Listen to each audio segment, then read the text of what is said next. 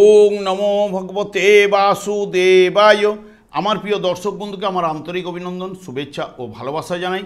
আমি আশা করি অনাদির আদি গোবিন্দের অশেষ করুণায় আপনারা সকলেই কুশল আছেন। আজ আপনাদের কাছে যে বিষয়টি নিয়ে আলোচনা করতে চলেছি, কেতু পূর্ব ফাল্গুনী নক্ষত্রে 20 জুলাই 2025 প্রবেশ করবে এবং 29 মার্চ 2026 পর্যন্ত সিংহ রাশিতে পূর্ব ফাল্গুনী নক্ষত্রে অবস্থান করতে চলেছে। তাই মীন রাশি বা মীন লগ্নের জাতক জাতিকারা আপনারা কেমন ফল পেতে চলেছেন তা আমি আচার্য কমল শাস্ত্রী আপনাদের কাছে এই ভিডিওতে বিস্তারিতভাবে আলোচনা করব। ধৈর্য সহকারে আপনারা ভিডিওটি দেখবেন। দেখুন, কেতু কোনো আকাশের গ্রহ নয়, কেতু হচ্ছে ছায়াগ্রহ। কেতু সাধারণত নির্দেশ করে গলা থেকে নিচের অংশ এবং কেতুর কেবল ধড় আছে, মুন্ডু নেই। কেতু মোক্ষকারক এবং এর প্রতীক হচ্ছে সর্প। কেতু নির্দেশ করে প্রকাশের অভাব, বাধা, বিঘ্ন, পঙ্গুত্ব, শক্তিহীনতা, জড়তা, আলস্য এবং অবসাদ, অনুভূতির একান্ত অভাব এবং অহংকার পরিপূর্ণ জড়তা এবং যাবতীয় গুপ্ত ব্যাপার। কেতুর মধ্যে রহস্যময় ব্যাপার কিন্তু লুকিয়ে থাকে এবং তার সঙ্গে সঙ্গে আধ্যাত্মিকতা। সেখানে শুক্র পার্থিব জগতের যাবতীয় সুখ, সমৃদ্ধি, সৌন্দর্য, ঐশ্বর্য, বিলাসিতা, উদ্ভাবনী শক্তি, শিল্প, কলা, যৌন আকর্ষণ এবং ইন্দ্রিয় অনুভূতি নির্দেশ করে থাকে। এবং অসুর গুরু হচ্ছে শুক্র এবং দৈত্য হচ্ছে কেতু।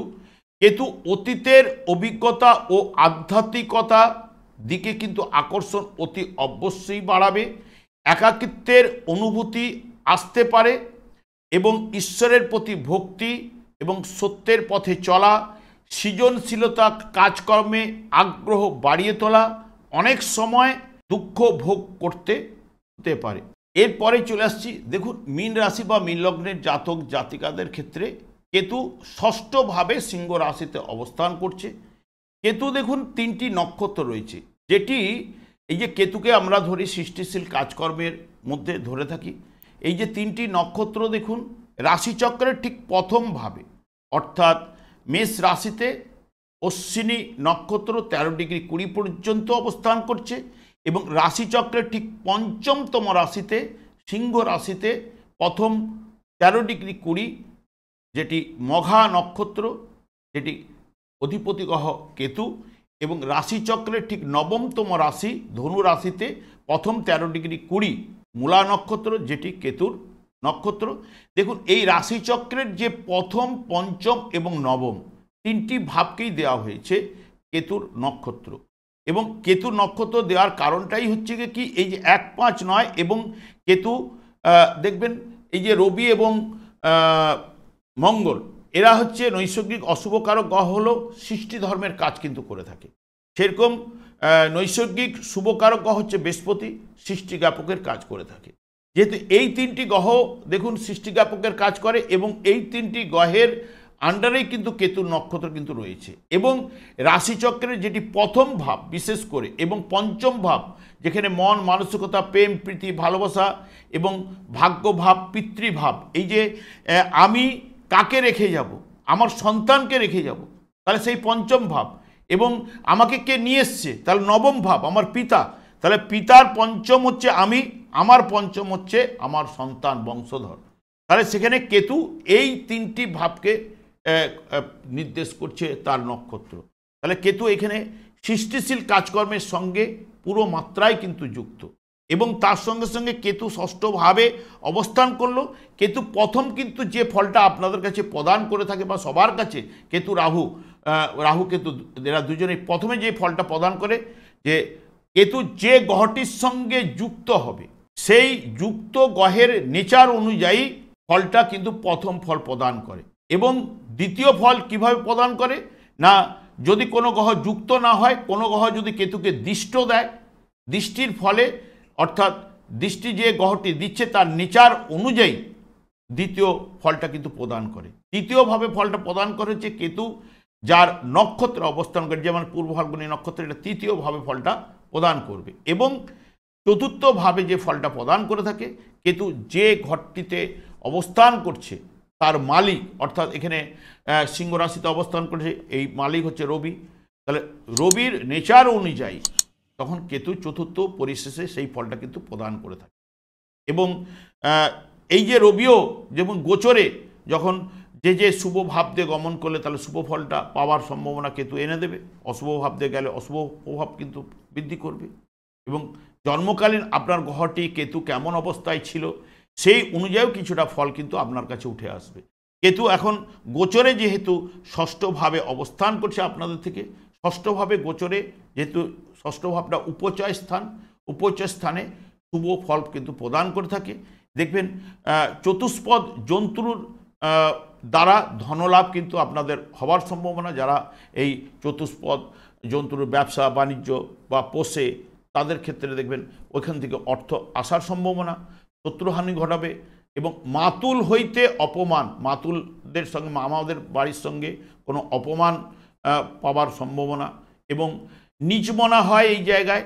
এবং কর্মক্ষেত্রে প্রধান কারণ হচ্ছে উন্নতির পেছনে যে দক্ষতা পরবর্তী সময়ে তা কিন্তু মানা হয়, প্রথমে কিন্তু গুরুত্ব দেয় না এবং পরে তার কথাটা মানা হয়। এবং একটা অদ্ভুত অসুখের কিন্তু এই জায়গায় ষষ্ঠভাবে অনেকের ক্ষেত্রে সৃষ্টি করে, যা সঠিকভাবে নির্ধারণ করা যায় না কোন রোগটি তার মধ্যে এসেছে।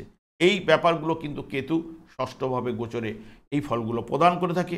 এবং কেতু যার নক্ষত্রের মাধ্যমে ঠিক 27শে জুলাই থেকে 21শে আগস্ট পর্যন্ত আশাতীত লাভ, পরিবারে আনন্দ, আয় বৃদ্ধি কিন্তু ঘটবেই। কোনো উপহার প্রাপ্তির সম্ভাবনা, সম্মান লাভ, আর্থিক উন্নতি, সুখাদ্য ভোজন। এবং 22শে আগস্ট থেকে 24শে সেপ্টেম্বর পর্যন্ত দেখবেন যে কোনো বাধা এলো বুদ্ধির দ্বারা তা মোকাবিলা আপনারা করবেন। এবং সন্তান সুখ, ধনবৃদ্ধি, মানসিক শান্তি, স্বামী স্ত্রীর মধ্যে নিবিড় ভালোবাসা। এবং 15ই সেপ্টেম্বর থেকে অক্টোবরের 10 তারিখ পর্যন্ত যেটা নির্দেশ করছে, স্বামী স্ত্রীর মধ্যে একটু মনোমালিন্য সৃষ্টি হতে পারে, বন্ধু বিচ্ছেদ, অযথা ব্যয় এবং ভোগ সুখে বাধা সৃষ্টি করবে, আশাভঙ্গ এবং রোগ থেকে একটা চিন্তা কিছু না কিছু আপনাদের মধ্যে আসতে পারে। ঠিক 11ই অক্টোবর থেকে 2 নভেম্বর পর্যন্ত দান সূত্রে কিছু না কিছু প্রাপ্তি এবং আশাতীত লাভ। এবং যদি ধন, ভাগ্যশালী স্ত্রী এবং সম্পদ লাভ, বিপরীত লিঙ্গের সহিত নিবিড় সম্পর্ক, সব কাজকর্মে আকর্ষণ কিন্তু বৃদ্ধি ঘটবে। এবং 3 নভেম্বর থেকে 26শে নভেম্বর পর্যন্ত আধ্যাত্মিক উন্নতি কিন্তু ঘটবে। অলৌকিক ব্যাপারে পড়াশোনা, হিতর কাজে ব্যয়, বসনভূষণ লাভ, গৃহে শুভ অনুষ্ঠানের সম্ভাবনা। 27শে নভেম্বর থেকে 20শে ডিসেম্বর পর্যন্ত অপমান বা আশাহত হতে পারেন, কোনো দুশ্চিন্তা আপনার মধ্যে চলে আসতে পারে, বিদ্যায় বাধা, প্রতিবেশীর সঙ্গে বচসায় জড়িয়ে পড়তে পারেন এবং আর্থিক সমস্যা এবং ভোগ সুখে বাধার জায়গাও কিন্তু উঠে আসতে পারে। এবং 21শে ডিসেম্বর থেকে 11ই জানুয়ারি পর্যন্ত কোনো নারী ঘটিত ব্যাপার থেকে আপনার মধ্যে উন্নতি ঘটতে পারে বা ভাগ্য উন্নতির সম্ভাবনা। এবং পরিকল্পিত কাজকর্মে কিন্তু বাধা, আশাহত হতে পারেন, অপমান, চঞ্চলতা, অস্থিরতা এগুলো কিন্তু বৃদ্ধিপ্রাপ্ত হবে। ঠিক 12ই জানুয়ারি থেকে 4 ফেব্রুয়ারি পর্যন্ত পরিবারে আয় বৃদ্ধি কিন্তু ঘটবে, সৌভাগ্য বৃদ্ধি, দাম্পত্য জীবনে আনন্দ এবং ধনলাভ বা বস্ত্রলাভ, ভোজন বিলাসে আগ্রহ এবং প্রীতি লাভ বা স্বজন প্রীতি লাভের সম্ভাবনাও কিন্তু থাকছে। ঠিক 5ই ফেব্রুয়ারি থেকে 28শে ফেব্রুয়ারি সুখাদ্য ভোজন, আরাম এবং দাম্পত্য জীবনে আনন্দ এবং বিলাসিতা অতি অবশ্যই বাড়বে। বিদ্যাক্ষেত্রে শুভ ফল এবং মূল্যবান কোনো দ্রব্য লাভের সম্ভাবনাও কিন্তু থাকছে। এবং 1 মার্চ থেকে 25শে মার্চ পর্যন্ত আশাতীত লাভ এবং প্রভাব প্রতিপত্তি বাড়ার সম্ভাবনা, কাজকর্মে সফলতা, ধনবৃদ্ধি, মানসিক শান্তি, সুনিদ্রা এবং প্রেমে সফলতা, এই ফলগুলো কিন্তু উঠে আসবে। দেখুন, কেতু আপনাদের ষষ্ঠভাবে অবস্থান করলো, এখানে বর্তমানে কোনো গ্রহ অবস্থান করছে না, সেই কারণে এই ফলাদেশগুলো কিন্তু উঠে আসছে। যদি দেখেন যার মীন রাশি বা মীন লগ্নের জাতক জাতিকাদের ক্ষেত্রে এই জায়গায় যদি কোনো গ্রহ যদি অবস্থান করে জন্মকালীন, সেই গ্রহটির সঙ্গে বা সেই গ্রহটির উপরে যখন কেতু এসে অবস্থান করবে, সেই গ্রহটি যে ভাবের নির্দেশক হয়ে যাবে, সেই ভাবের নির্দেশকের উপরে কেতু কিন্তু অশুভ প্রভাব কিন্তু ফেলতে পারে। এবং ধরুন আমি এখানে ধরে নিলাম কারো রবি কিন্তু অবস্থান করছে এই জায়গায়, তাহলে কেতু যখন রবির উপরে এসে জন্মকালীন রবির উপরে যখন কেতু প্রবেশ করবে, তখন কেতু কিন্তু কিছু না কিছু অশুভ প্রভাব কিন্তু বৃদ্ধি ঘটাবে। হয়তো পিতার দিক দিয়ে, যেহেতু পিতৃকারক গ্রহ, পিতার দিক দিয়ে শারীরিক অসুস্থতা হতে পারে, বা পিতার সঙ্গে মনোমালিন্য সৃষ্টি হতে পারে, বা যে কর্মের জায়গায় বাধাবিঘ্ন উঠে আসতে পারে, যেহেতু ষষ্ঠ ভাব রোগ বৃদ্ধি করতে পারে, বা বুক ধরপড়ানি ইত্যাদি ইত্যাদি। যেহেতু কেতুর সঙ্গে রবির কোনো মিল নেই, কারণ রবি সৃষ্টিজ্ঞাপক হলো, কেতু সৃষ্টিজ্ঞাপক হলেও যেহেতু দুজনে কিন্তু গহনযোগ সৃষ্টি করে, গহন মানেই একটা অন্ধকার, তাহলে সেই মতো কিন্তু ফলগুলো আপনারা পাবেন। কারণ এই যে আপনারা যেহেতু বলেন মেলে না, এই কথাটা তো তোলেন, সেই কারণে এইটা আপনাদের ক্ষেত্রে দেখুন, কারো যদি মঙ্গল যদি এখানে অবস্থান করে, কার কোন গ্রহটা অবস্থান করছে জন্মকালীন, সেটা তো আমাদের কারো জানা সম্ভব নয়। কারণ কারো ব্যক্তিগত যদি জন্মছক বিচার বিশ্লেষণ করলে তখন দেখতে পাবো যে এই জায়গায় এই গ্রহটি অবস্থান করছে, এখন এই জায়গার এই ভাবের উপরে এই গ্রহটি উপর প্রবেশ করেছে, তখন সেই অনুযায়ী ফলগুলো কিন্তু বর্তায়। এইখানে যেটা গোচর ফলে এই মুহূর্তকালীন যেটা উঠে এসছে সেটাই আপনাদের কাছে তুলে ধরেছি। অতি অবশ্যই যদি কারো কোনো গ্রহ না থাকলে এই ফলাদেশগুলো মিলতে কিন্তু অনেকটাই কিন্তু প্রযোজ্য। আর দীর্ঘায়িত করব না, আমি আচার্য কমল শাস্ত্রী প্রত্যেক বুধবার এবং শুক্রবার সন্ধ্যা 8:30 এই চ্যানেলেই লাইভ অনুষ্ঠান নিয়ে উপস্থিত হই। ঠিক ওই সময় আমাকে ফোন করলে আপনারা নিজেদের ভাগ্য বিষয়ে জানতে পারবেন। তাছাড়া বিভিন্ন ধরনের ভিডিও আপলোড করে থাকি, সেগুলি পাওয়ার জন্য আমার চ্যানেলকে সাবস্ক্রাইব করে বেল আইকনে ক্লিক করে রাখুন। যখন আমি লাইভ অনুষ্ঠান বা যে কোনো ভিডিও আপলোড করলে আপনাদের নোটিফিকেশন পৌঁছে যাবে। আমি অনাদি আদি গোবিন্দের কাছে প্রার্থনা করি আপনারা ভালো থাকুন, সুস্থ থাকুন, আনন্দ থাকুন। আজ এই পর্যন্ত, পরের ভিডিওতে দেখা হচ্ছে। নমস্কার।